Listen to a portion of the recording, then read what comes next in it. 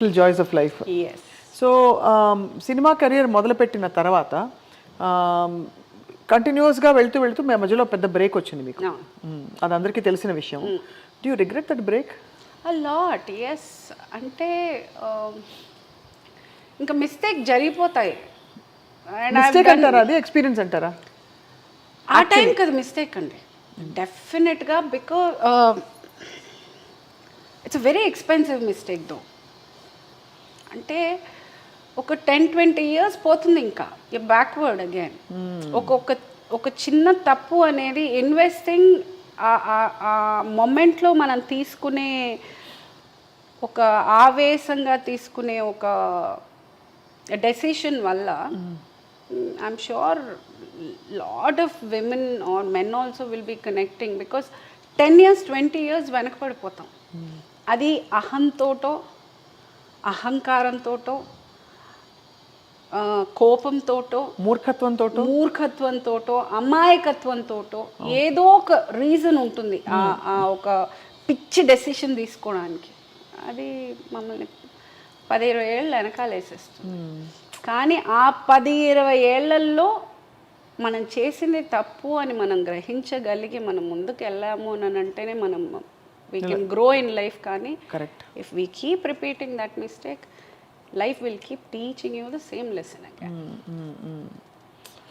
So you feel you have learnt your bit elaga? I'm still learning.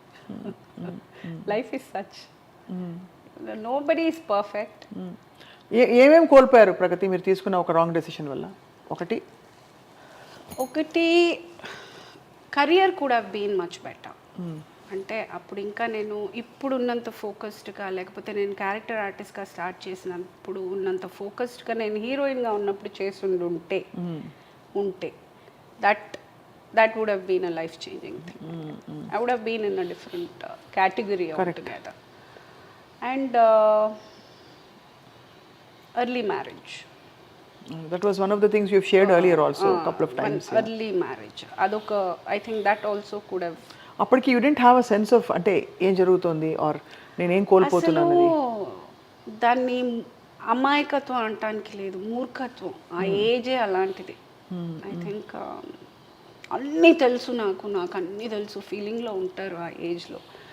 I think to everyone I would like to say, especially girls, ఫినాన్షియల్గా ఇండిపెండెంట్గా ఉండి ఒక maturity of అంటే శాంతంగా కూర్చుని ఆ కోపంలో ఆలోచించకుండా ఒక ప్రశాంతంగా కూర్చుని ఒక 10 రోజులు ఆగి ఏమంటే ఇలాంటి డెసిషన్స్ పోస్ట్పోన్ చేస్తే పర్వాలేదు, కానీ అప్పటికప్పుడు మనం చేసేసాము అని అంటే we can't take back any decision.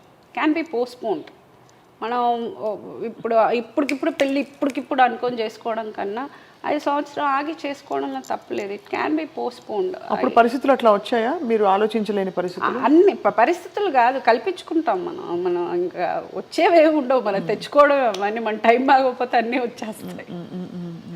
That's how it happened. No, again and again అంటే we revisit our lives not because we want to go through our pain, but just to share, because మీరు చాలా ఓపెన్గా ఉంటారు అంటే about your life. And ఎప్పుడు కూడా మీరు జంకలేదు చెప్పడానికి about these things.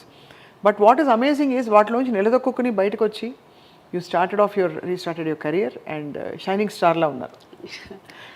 I would like to say here one thing. First,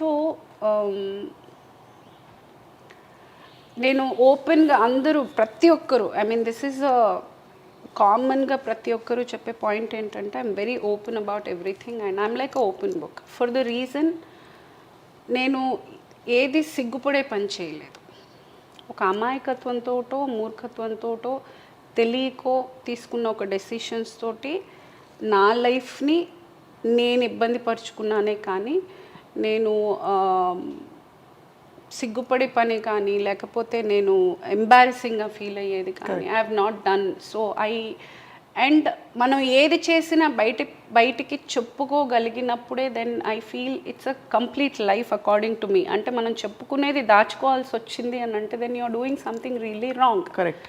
so I feel ఇంకా అవసరం ఏముంది ఒక్క లైఫ్, మన లైఫ్. ఏదైనా ఒక విషయం మనం బయటకు చెప్పుకోవడానికి సిగ్గుపడుతున్నామో లేకపోతే ఆలోచిస్తున్నామో అని అంటే should We should rethink again. Maybe we are doing wrong. So when you trace back your steps, మీరు క్యారెక్టర్ రోల్స్ ఎప్పుడు మొదలు పెట్టారు ఎగ్జాక్ట్లీ విచ్ ఫిల్మ్తో? 24 నువ్వు లేక నేను లేను. That was your first character role. అప్పుడు బాధేసిందా, అయ్యో నేను హీరోయిన్ కదా? ఉంది డెఫినెట్గా. అంటే ఆ ఫస్ట్ రోజు బాధపడ్డాను. మొదటి రోజు ఐ రిమెంబర్ ముడేసుకుని అదే జడేసుకుని వెళ్ళిపోయాను. మామూలుగా జడేసుకుని రెడీ అయ్యి వెళ్ళిపోతే ఐ రిమెంబర్ డైరెక్టర్ టెల్లింగ్ ఏంటి ఆవిడ ఇప్పుడు చెప్పారు.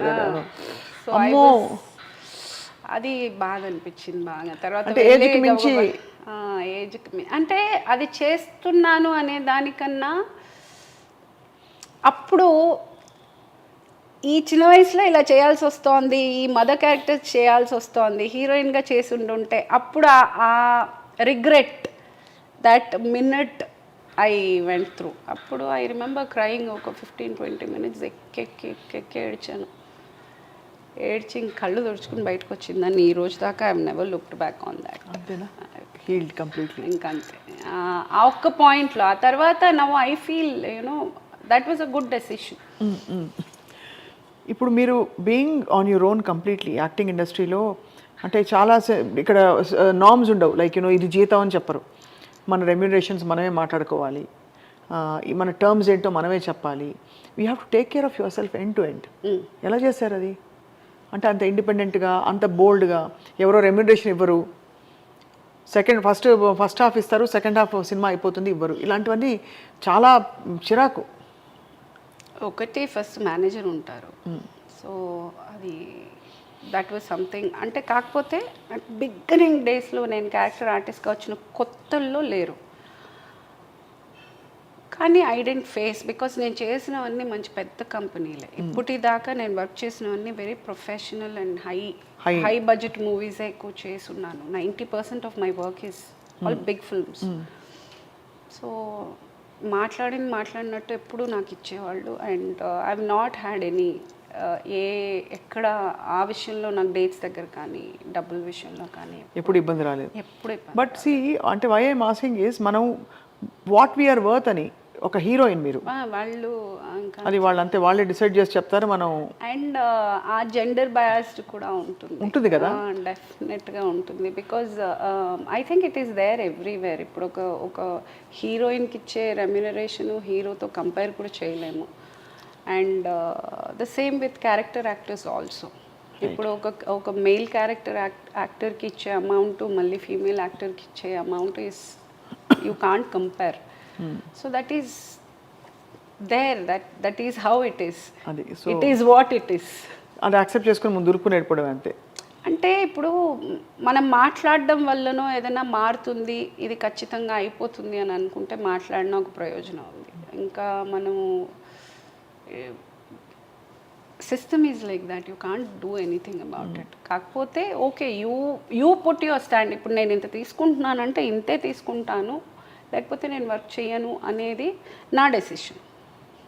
నేను ఎంత తీసుకోవాలి అనేది నా డెసిషన్. అవును. సో దాంట్లో I will be particular, I will do my job and go. అంతేకాని నేను ఇప్పుడు వాళ్ళకి ఇంత ఇస్తున్నారు వీళ్ళకి ఇంత ఇస్తున్నారు అని కూర్చొని నేను ఆలోచించుకుంటే దెన్ ఐ కెనాట్ సర్వైవ్.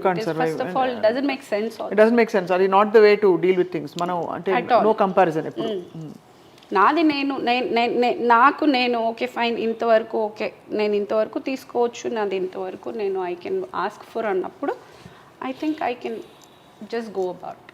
నాది నేను క్లియర్గా ఉంటే చాలు. సో మొత్తం ఇప్పుడు ప్రగతి వెనక్కి తిరిగి చూస్తే ఎన్ని సినిమాలు కౌంటింగా? నేను కౌంట్ చేయలేదు, ఇంకా అన్నీ ఉన్నాయి రాసున్నాయి. కానీ ఐ వాంట్ డూ మేబీ ఒక ఏజ్ టచ్ అయ్యాక I want to just go through once and check everything at probably maybe 50 years touch అయినప్పుడు ఐ వాంట్ టు 50 కదా, దానికి ఇంకా మీకు ఒక 25 ఏళ్ళు ఉంది. దానిదే ఉంది, అప్పుడు చూద్దాం కానీ అంతే కదా. అలాగే అనుకోవాలి. అంటే obviously I want to that's when I want to count అసలు ఎన్ని సినిమాలు చేశాను అని. Maybe that could be my. But సుమారుగా ఉంటుంది, ఒక ఐడియా ఉంటుంది కదా. సమ్వేర్ క్లోజ్ అట్ 150+ అనుకుంటున్నా.